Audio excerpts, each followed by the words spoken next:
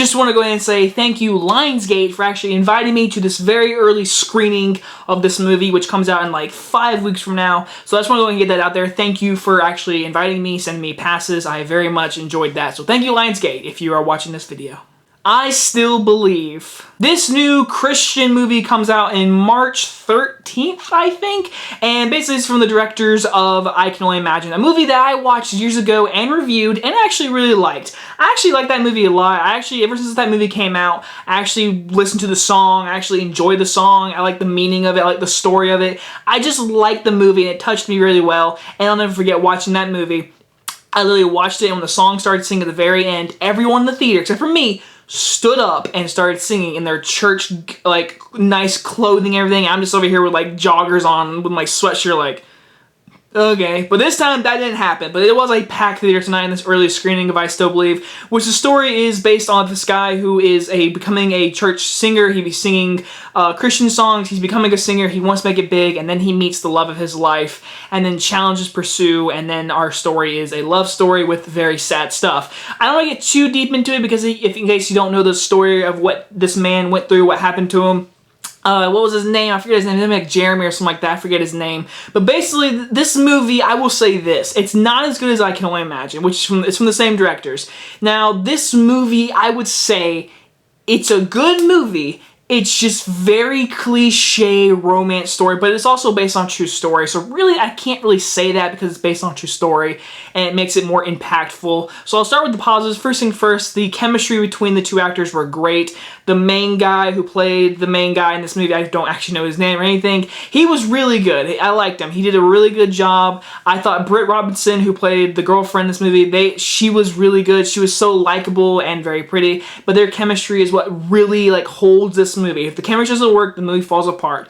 Thank goodness their chemistry really worked, and I just really liked their relationship. You like seeing them build whatever. You like to see where it goes. You like to see little cutesy moments. This movie is very cutesy, romantic. I mean, it is a love story for half. I mean, the whole movie is a love story, but then it just becomes really sad. Like, I mean, once the sadness starts, it doesn't end. Like, from there on to the very end credits, the movie is just sad. Like, it is a sappy, sad. Everyone in the theater was crying. I teared up on my one moment because of a certain moment between him and his dad, which was played by Lieutenant Dan. But I just thought the movie was it's very romancy. It's a love story. I think a lot of people who like romances will love this movie. I went with a friend tonight to go see this movie. She bawled her eyes out and she loved the story, whatever, which is the real reason to watch this movie. The story is really good. You like to see how he made the song I Still Believe, which is a very famous church song. And I mean, it's got your churchy Jesus moments, which I mean, for Christian people who want to go see this movie, because I live in the South, this movie is going to kill it when it comes out in a month.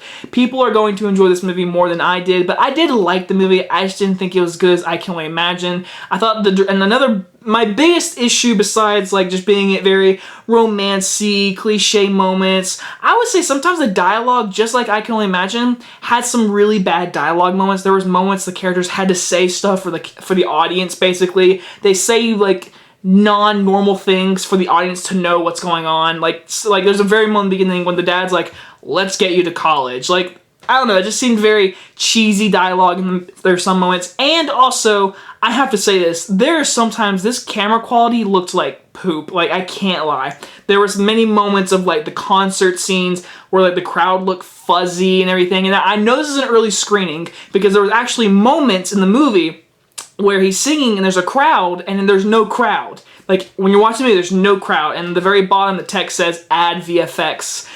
For crowd. Like, this movie wasn't finished, but it was still an early screening, so I can't really, like, negativity on that, you know what I mean? Like, it's still an early screening. Obviously, the movie hasn't been, there's a few more touches they have to do, but I mean, overall, I like the movie. It's a good love story. I think a lot of people are gonna like this more than I did. It's very sad, though, so go ahead and bring your tissues, but it's definitely a good romance movie. I'm gonna give I Still Believe a solid B.